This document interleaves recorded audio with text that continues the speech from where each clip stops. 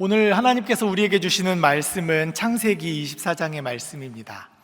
창세기 24장 62절부터 67절까지의 말씀을 봉독하겠습니다.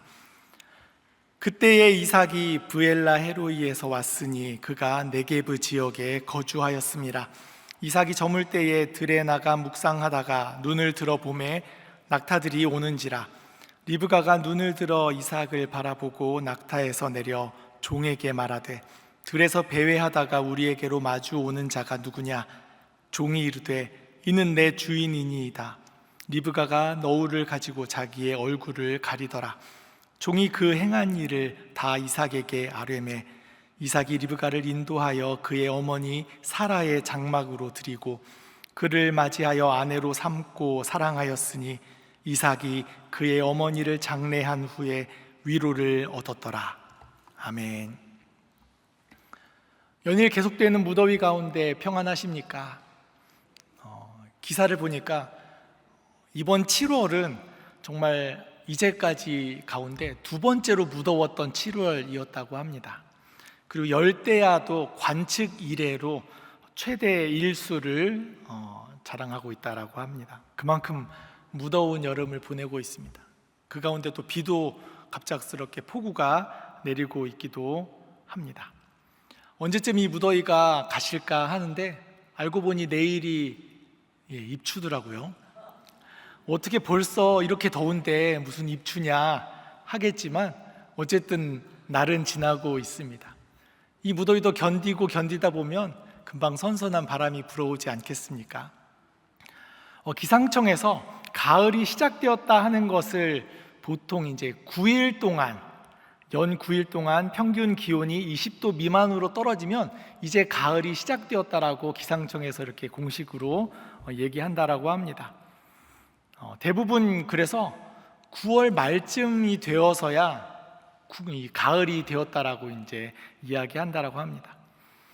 특히 더위를 싫어하시는 분이 계시다고 한다면 그때를 기다리면서 어쨌든 잘 힘내시고 견뎌내실 수 있기를 바랍니다.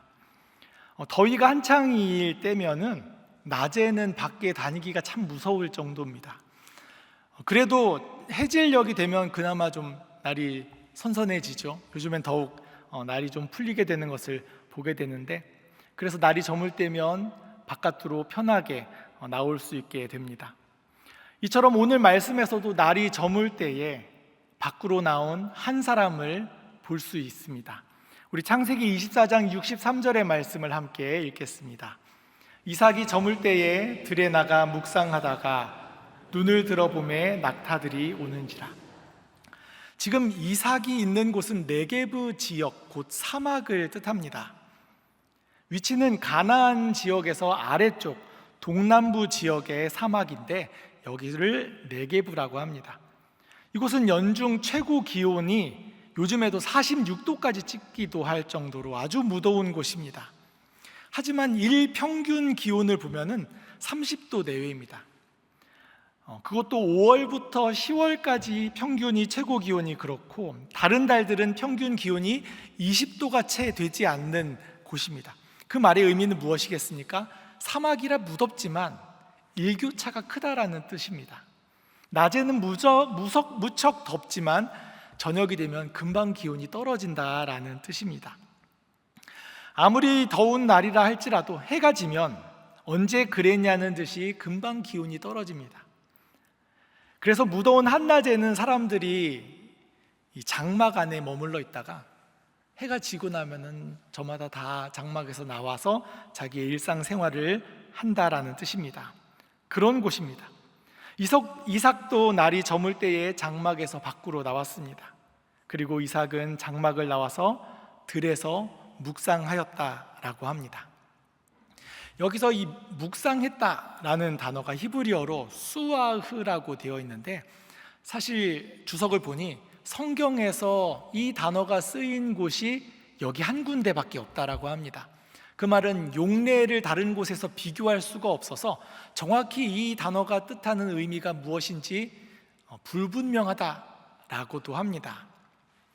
하지만 다만 이제 그 말 단어가 비슷한 단어를 통해서 유추해 봤을 때 그 번역을 묵상하다라고 할 수 있다라고 해서 오늘 우리가 함께 읽은 본문에서 묵상했다라고 기록을 하고 있는 것입니다. 그래서 다른 의미로 또 생각해 볼 수 있는데, 날이 더울 때는 장막에 있다가 선선할 때 밖에 나왔다라고 하였으니 들에서 배회하거나 구덩이를 파고 누워서 쉬다라는 뜻으로 해석할 수 있다라고도 합니다. 그래서 오늘 함께 읽은 본문의 뒷부분에 리브가와 이삭이 만나게 마주치게 되는 그 장면에서 리브가가 종에게 이렇게 말했던 것입니다. 들에서 배회하다가 우리에게 마주오는 자가 누구냐? 딱 보기에 들에서 배회하고 있는 것처럼 보이고 있는 상태를 말하고 있는 것입니다. 이삭은 날이 저물 때에 장막에서 나와 들을 배회하며 묵상하고 있었습니다. 하지만 우리는 좀 더 깊이 보고자 합니다. 단지 들에서 배회하고 있는, 겉으로 드러나고 있는 모습만이 아니라 이삭의 내면을 함께 살펴보고자 하는 것입니다.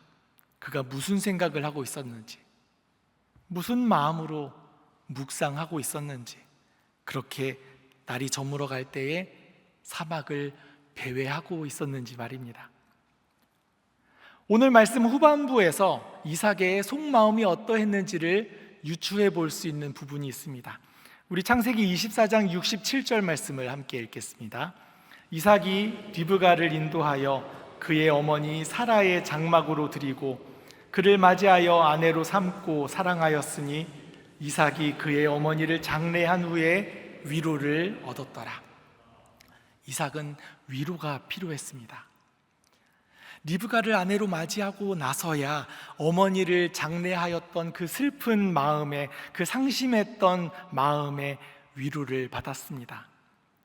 이삭은 그런 슬픈 마음을 간직한 채 그 슬픔을 어떻게 해결할 수 없어서 그렇게 사막을, 그 들을 배회하며 묵상하고 있었던 것입니다. 여러분들에게도 그와 같은 시간들이 있으셨습니까? 생계가 막막하고 또 미래가 어둡거나 아니면 사랑하는 가족을 떠나보내고 그렇게 슬픈 마음을 어떻게 할 수 없어 배회한 적이 있으십니까? 무작정 집을 나와 어느 곳에 갈지도 알 수 없는 상태로 버스나 지하철을 타고 마냥 돌아다닌 적 있으십니까? 이삭과 같이 위로가 필요하고 또 평안이 필요한 분이 여기 계시다고 한다면 오늘 하나님께서 주시는 위로가 있으시기를 간절히 바랍니다. 이삭은 어머니 사라를 잃은 후로 참 많이 힘들었던 모양입니다. 가족을 잃는 아픔은 누구에게나 힘든 일입니다. 이삭의 경우는 특히 더욱 그러했습니다. 이삭은 어머니 사라가 노년에 얻은 아들입니다. 90세에 겨우 얻은 유일한 아들이었으니 사라가 이삭을 키우면서 얼마나 애지중지했겠습니까? 사라는 먼저 있었던 이스마엘과 하갈을 내보내기까지 하였습니다. 그래도 사라가 낳은 아들은 아니지만 이스마엘도 아브라함의 아들일진데 매몰차게 광야로 내쫓았습니다. 순전히 이삭을 위해서였습니다. 심지어 그 귀한 아들을 속절없이 잃어버릴 뻔했던 위기도 있었습니다. 하나님께서 아브라함에게 그 귀한 아들을 번제로 바치라 하셨기 때문입니다. 창세기 22장에 기록된 내용을 볼 때에 그 내용 가운데 사라의 이름이 나오지 않습니다. 아마도 아들을 번제로 바치는 일에 있어서 아브라함은 사라와 아무런 의논도 하지 않고 아침에 일찍 일어나 사라 몰래 집을 나와서 그 산에까지 이르렀던 것으로 보입니다. 나중에 그것을 알게 된 사라의 마음이 어떻겠습니까? 어떻게 얻은 아들인데 나도 모르게 그런 일을 벌일 수 있었겠는가? 아브라함을 원망하고 하나님을 원망했을 수도 있겠습니다. 앞으로 또 혹시 이와 같은 일이 벌어진다라고 한다면, 혹시 또 나 몰래 이삭을 내놓으라고 하신다라고 한다면 절대 그런 일은 있을 수 없습니다라고 생각하면서 모르긴 몰라도 사라는 이삭을 더욱 아끼고 더욱 많은 주의를 기울이며 키웠을지도 모르겠습니다. 사라가 죽을 때의 나이가 127세였습니다. 90세에 이삭을 낳았으니 이삭으로서는 37세의 어머니를 여인 것입니다. 바꾸어 말하면 무슨 뜻이겠습니까? 이삭은 37세가 되기까지 결혼을 하지 않았다라는 뜻입니다. 결혼도 하지 않고 어머니와 함께 있었습니다. 결혼을 하지 않은, 아니면 혹은 결혼을 못한 그 이유가 여러 가지가 있을 수 있겠지만, 아무튼 사라와 이삭의 관계가 그만큼 친밀하고 애틋했다라는 것을 우리는 생각해 볼 수 있습니다. 오늘 본문에서도 어머니 사라를 생각하는 그 아들 이삭의 마음을 엿볼 수 있는 부분이 나오는데, 바로 이 리브가를 맞이할 때 리브가를 데리고 들어간 그 장막의 이름이 사라의 장막이다 라는 점입니다. 이삭이 리브가를 아내로 맞이할 때 나이가 40세였습니다. 37세의 어머니를 여의고 40세의 리브가를 맞이하였습니다. 이때까지 사라의 장막이 그대로 있었다라는 뜻입니다. 이때까지 어쩌면 이삭은 여전히 사라를 그리워하며 사라의 장막에 머물러 있었을지도 모르겠습니다. 지난 3년 동안 어머니를 그리워하며 어머니를 잃은 그 슬픈 마음을 간직한 채 지내고 있었던 것입니다. 어느 누가 그의 그 슬픈 마음을 이해하겠으며 어느 누가 그의 슬픔을 위로할 수 있겠습니까? 해가 지고 나서야 머물렀던 사라의 장막을 나와서 들을 배회하였던 이삭의 마음은 얼마나 시간이 지나야만 위로를 받을 수 있겠습니까? 그럼에도 불구하고 결국 리브가의 등장이 이삭에게 위로가 되었습니다. 멀리 메소포타미아에서부터 이삭을 위로할 여인이 당도한 것입니다. 리브가의 이름에는 두 가지 뜻이 있다라고 합니다. 올감이나 끈을 의미하여 묶다, 연결하다 라는 뜻을 가지고 있고, 거기에서 또 파생하여서 사로잡는 아름다움, 매력적인 그러한 뜻도 있다라고 합니다. 그래서 아브라함의 종이 처음 리브가를 만났을 때에 보기에 심히 아름다웠다, 아리따웠다라고 할 정도로 리브가는 사람을 사로잡는 매력이 있었던 듯합니다. 리브가를 아내로 맞이하고 리브가의 그 아름다움에 사로잡히고 나서야 이삭은 어머니를 잃은 그 슬픔을 털어버릴 수 있었나 봅니다. 오늘 본문 말씀을 그대로 읽으면 정말 리브가가 아름다웠고 이삭의 마음이 많이 위로받았던 것입니다. 하지만 본문에는 나오지 않지만 몇 가지 다른 관점으로 생각해 볼 만한 점들이 있습니다. 첫 번째는 왜 이삭은 네게브 지역에 거주하고 있었는가라는 것이고, 두 번째는 이삭은 무엇을 묵상하고 있었는가라는 것입니다. 먼저 왜 이삭이 네게브 지역에 머물러 있는가라는 점을 우리는 생각해 보고자 합니다. 본문이 나오는 24장의 바로 앞에 23장은 사라의 죽음을 다루고 있습니다. 아브라함의 아내이자 이삭의 어머니 사라는 가나안 땅 헤브론에서 죽었습니다.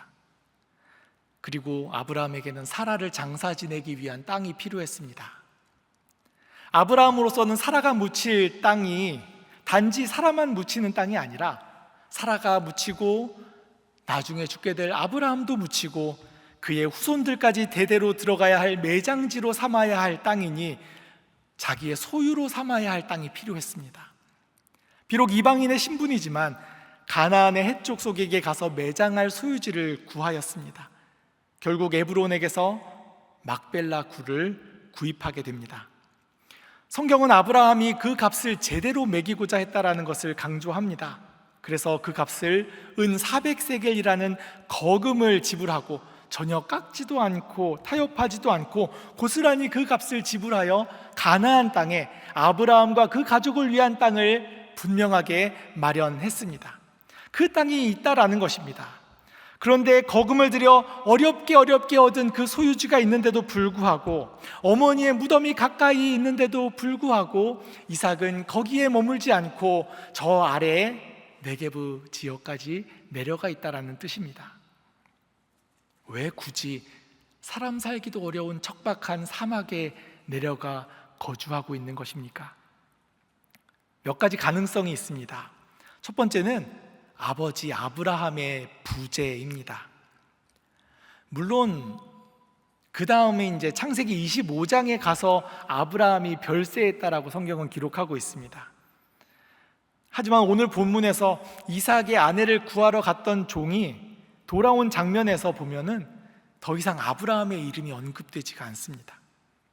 그리고 이삭이 아브라함과 같이 있지 않을 수도 있다라는 가능성을 생각해 볼 수 있는 부분은 이 아브라함의 종이 이삭을 만나서 나의 주인이라고 말을 하고 있기 때문입니다. 물론 아직 아브라함이 생존해 있지만 이삭은 아브라함을 떠나서 단독으로 여기에 내려왔을 가능성도 있습니다. 어머니에 대한 그리움이 깊었기 때문에 이삭으로서는 아브라함이 어머니 대신 후처를 맞이한다라는 것이 못마땅했을 수도 있습니다. 만약 아브라함이 별세까지 했다라고 한다면 이제 이삭이 이 가문을 이끌어가야 할 가장이 되었을 수도 있습니다. 이삭의 성품이 어떠합니까? 이삭의 성품은 다툼이 일어나면 그 자리를 피해 떠나는 그러한 성격을 가지고 있습니다. 아브라함이 이제 세상을 떠났습니다. 아버지는 가나안 사람들에게 인정을 받았을지 모르겠지만 아버지가 떠나신 후에는 자리를 잡지 못하고 결국 가나안 사람들을 피해서 여기까지 내려왔을 가능성도 있다라는 말입니다. 아니 오히려 반대로 잘 되어서 자기가 스스로 정착할 만한 곳으로 정했을 가능성도 있긴 합니다. 우리 창세기 25장 11절 말씀 함께 읽겠습니다. 아브라함이 죽은 후에 하나님이 그의 아들 이삭에게 복을 주셨고 이삭은 부엘라 헤로이 근처에 거주하였더라. 어머니를 잃고 슬픈 마음 가운데 있었던 이 아들은 어머니의 무덤이 있는 곳을 어떻게든 떠나지 않고 머물러 있었을 수도 있겠지만 반대로 너무도 괴로운 마음 어떻게 할 수 없어서 오히려 멀리 이곳까지 멀리 피했을 수도 있겠습니다. 어찌되었든 지금 우리가 눈여겨보고 싶은 부분은 왜 이삭이 네게브 지역에 내려왔느냐라기보다 그 네게브 지역의 어느 곳에 있느냐가 중요하겠습니다. 바로 부엘라의 로이입니다. 개역개정이나 세번역에서는 부엘라의 로이에서 떠나 네게브에 이르렀다라고 기록하고 있는데 부엘라의 로이의 위치가 따로 있는 것이 아닙니다. 바로 네게브 사막 안에 위치하고 있습니다. 그래서 공동번역 개정판에서는 이렇게 번역하고 있습니다. 우리 함께 읽겠습니다. 그때 이삭은 라하이 로이라는 샘이 있는 사막 지방에 와서 살고 있었다. 그곳은 네겝 땅이었다. 어쩌면 어머니의 무덤이 있는 가나안의 그 헤브론 땅이 중요한 것이 아니라 거기를 떠나 이곳 부엘라헤 로이에 와야만 했던 이유가 있는 것입니다. 이삭은 이곳에서 하나님의 위로하심을 찾고 있었던 것입니다. 부엘라헤 로이의 뜻은 무엇입니까? 나를 살피시는 살아계신 이의 우물이라는 뜻입니다. 이전에 아브라함의 첩 하갈이 아브라함의 집에서 쫓겨나서 어린 아들 이스마엘과 함께 방황하며 죽을 뻔했던 적이 있습니다. 그때 겨우 살아갈 수 있는 물을 얻었던 장소가 바로 여기입니다. 하갈은 이 샘에서 여호와의 사자를 만났습니다. 살피시는 살아계신 하나님을 만났던 것입니다. 이삭도 마찬가지입니다. 바로 여기에서 자신을 살피시는 살아계신 하나님을 만나고자 했던 것은 아니겠습니까?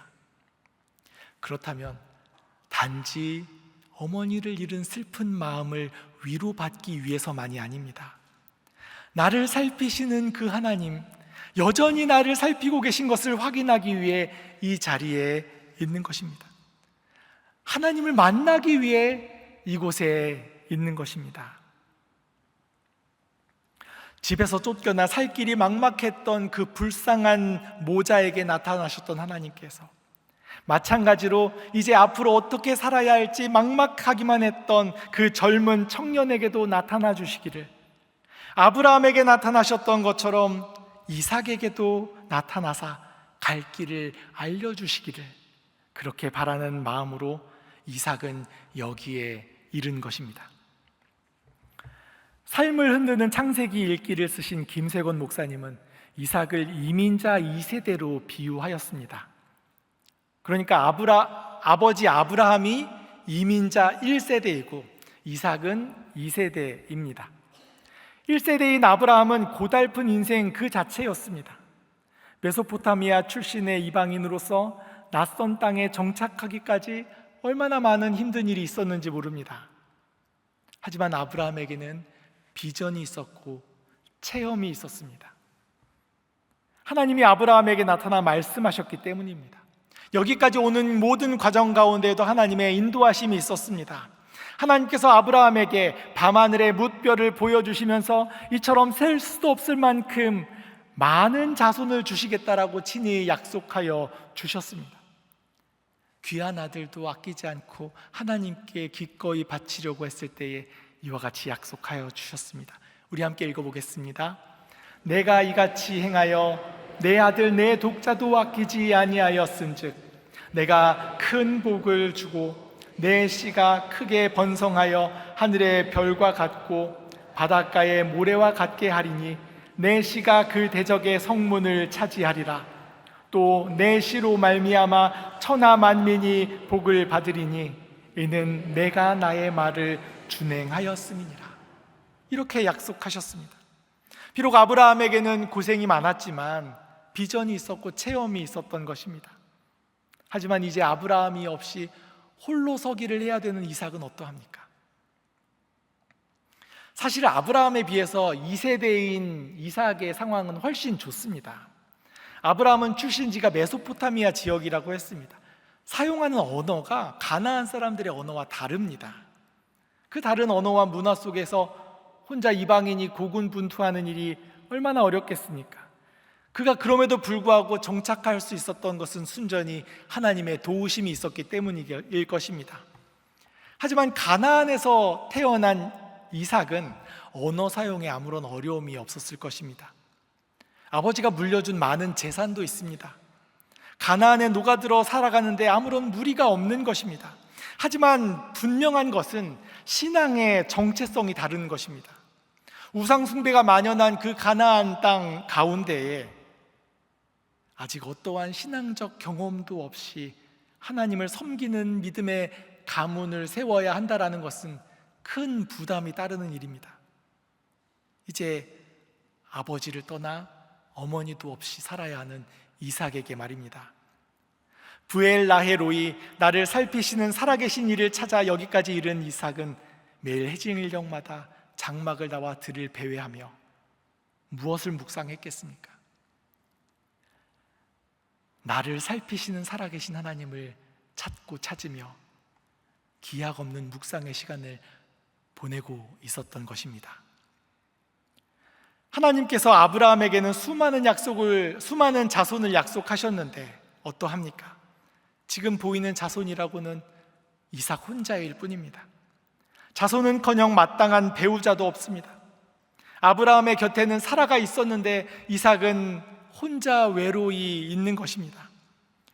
점점 어두워지는 하늘을 보며 하나 둘 빛을 내는 무수한 별을 바라보며 이삭은 무슨 생각을 했겠습니까?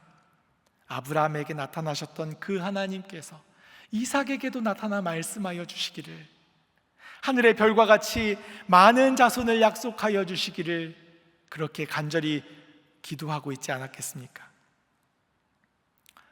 우리도 그와 같은 기도를 드릴 때가 있습니다. 사랑하는 사람을, 사랑하는 가족을 떠나보내고 이제 나 혼자 남은 이 삶을 어떻게 살아가야 할지 막막하기만 한 마음으로 하루하루 보내기도 합니다. 큰 실패와 좌절을 경험하고 저 아래까지 밀리고 떨어진 삶 속에 지푸라기라도 붙잡는 심정으로 기도의 자리를 찾기도 합니다. 알 수 없는 미래와 불안한 염려 가운데, 불안과 염려가 나를 엄습해 올 때 그럼에도 불구하고 나를 살피시는 그 살아계신 하나님이 계심을 믿기에, 그 하나님을 만나고자 기도의 자리에 앉아있는 사람들에게, 그와 같은 이들에게 하나님께서는 위로를 내려주십니다.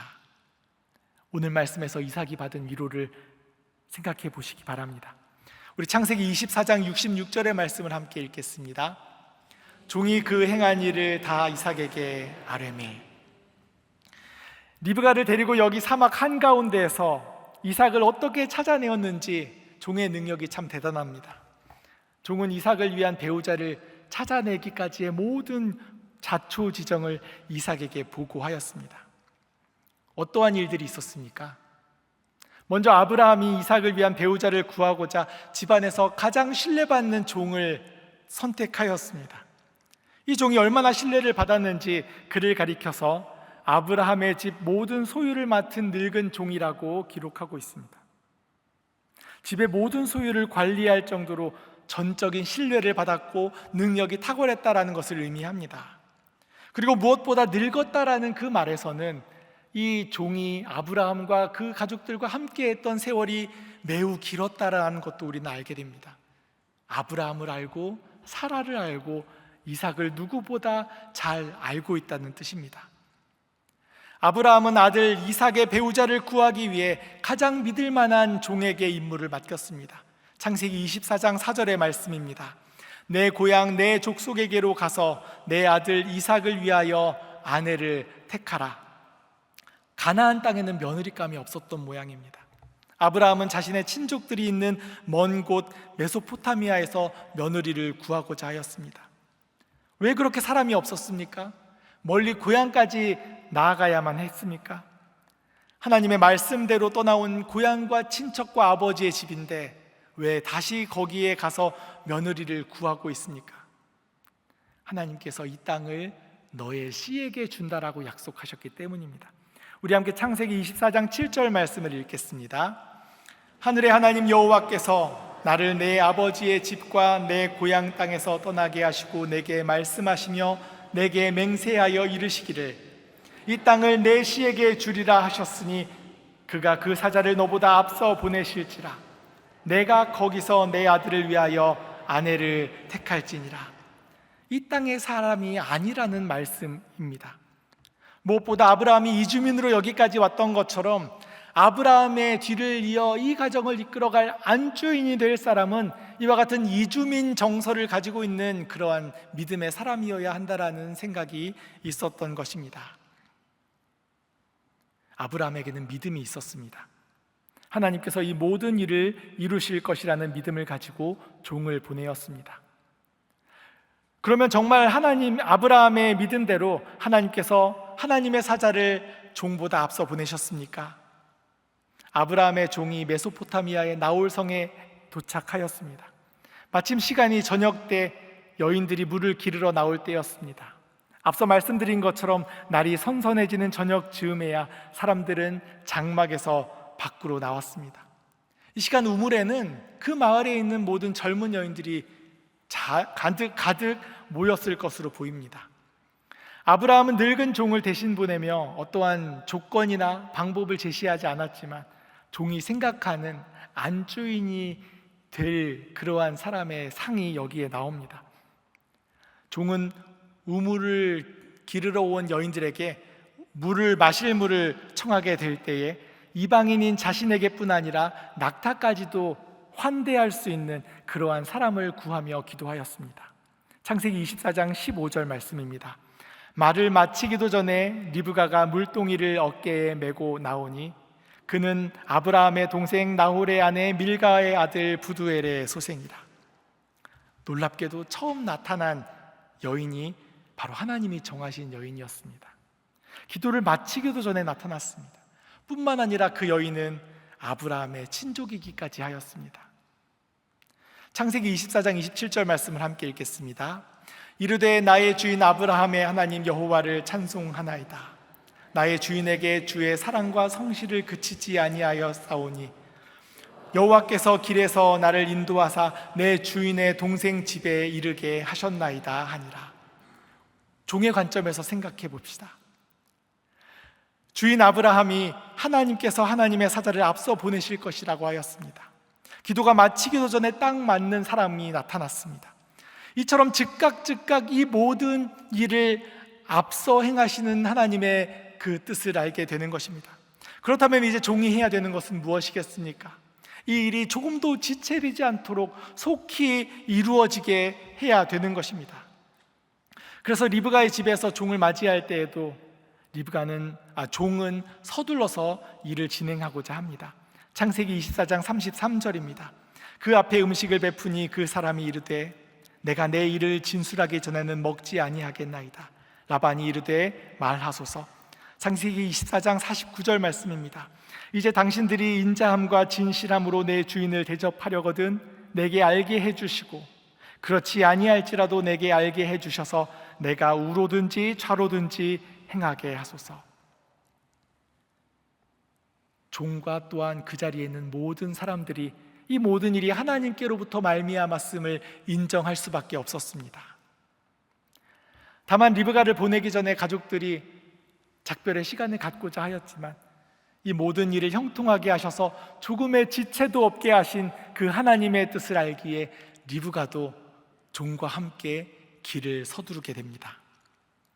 그래서 그 모든 과정을 지나 종이 여기 이삭에게까지 이르게 된 겁니다. 종이 그 행한 일을 모두 이삭에게 아뢰었을 때에 이 모든 일이 되어지는 과정을 들었던 이삭의 마음이 어떠했겠습니까? 바로 이제까지 자기가 찾던 그 하나님의 살아계심을 보게 되는 겁니다. 나를 살피시는 살아계신 그 하나님께서 저기 멀리 메소포타미아에서부터 일하고 계셨음을 이삭이 듣게 된 것입니다. 어머니를 잃고 상심한 마음을 위로하시려고 저 멀리에서부터 하나님께서 앞서 행하시며 모든 일을 평탄하게 하시며 여기까지 인도하셨음을 이삭이 깨닫게 된 것입니다. 믿음의 거장인 아버지를 뒤를 이어서 이제 믿음의 가문을 이루어야 할 이삭이 그 앞길을 알 수 없어서 밤마다 기도하며 배회하는 것을 하나님이 다 알고 계셨다라는 뜻입니다. 이제 하나님께서 정하신 배우자를 여기까지 인도하여 주신 것입니다. 하나님께서 이삭을 위로하기 위해 멀리 메소포타미아의 성에서부터 아브라함에게 하셨던 그 약속을 이루시려고 하나님의 백성을 이루시려고 이삭을 위하여 친히 리브가를 인도하셨다라는 말씀입니다. 과거 이삭이 제물로 바쳐질 뻔했던 일을 기억하십니까? 그때 하나님께서 아브라함을 막으시면서 이삭을 대신할 제물을 보여주십니다. 우리 창세기 22장 13절 말씀을 함께 읽겠습니다. 아브라함이 눈을 들어 살펴본즉 한 순양이 뒤에 있는데 뿔이 수풀에 걸려 있는지라 아브라함이 가서 그 순양을 가져다가 아들을 대신하여 번제로 드렸더라. 아브라함이 그 땅의 이름을 여호와 이레라고 하였습니다.